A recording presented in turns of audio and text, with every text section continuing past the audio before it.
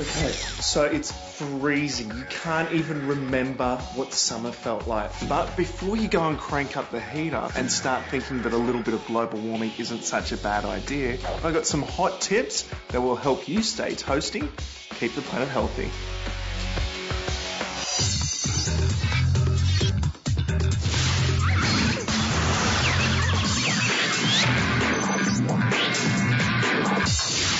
The climate you live in obviously has a lot to do with the amount of energy you use and greenhouse pollution you create when heating your home.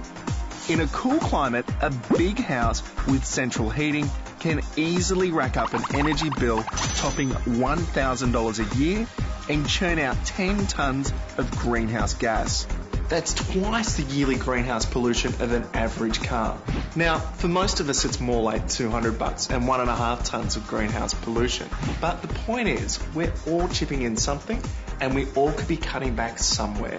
But you don't have to freeze to do it. I'm going to show you how you can keep warm and not wreck the planet. Start by just heating the space you're using.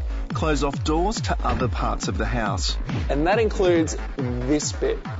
For $4, you can get a sand stake and save up to 10 times that amount on your heating bill by keeping the warm air in and the cold drafts out. And when it comes to cutting back on heating and the resulting greenhouse emissions, this really is the key. Make sure you get the most out of your heat and not wasting it.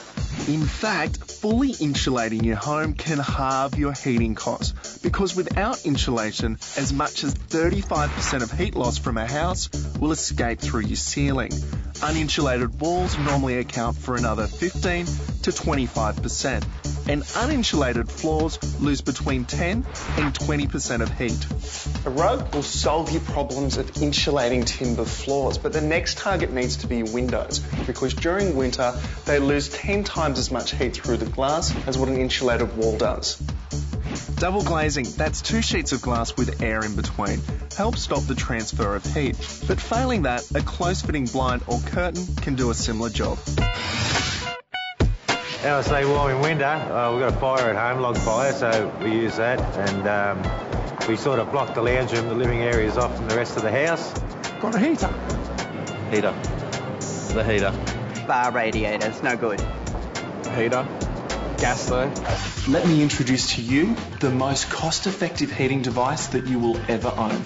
I like to call it the jumper. It's a tried and tested method of keeping you warm. You can take it wherever you go, and after an initial startup cost, it is very cheap to run. Yes, I know it sounds obvious, but seriously dudes, dress for the weather and put on a jumper before putting on the heater. But there are only so many jumpers that you can put on before you start looking like the Michelin Man. Eventually, you will have to get a heater. And which one do you choose? Well, for the same amount of heat, natural gas, LPG and electric reverse cycle air conditioners only pump out about 1/3 of the greenhouse pollution created by electric fans, radiators, oil-filled heaters and off-peak electric heating.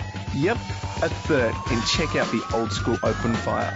Ooh.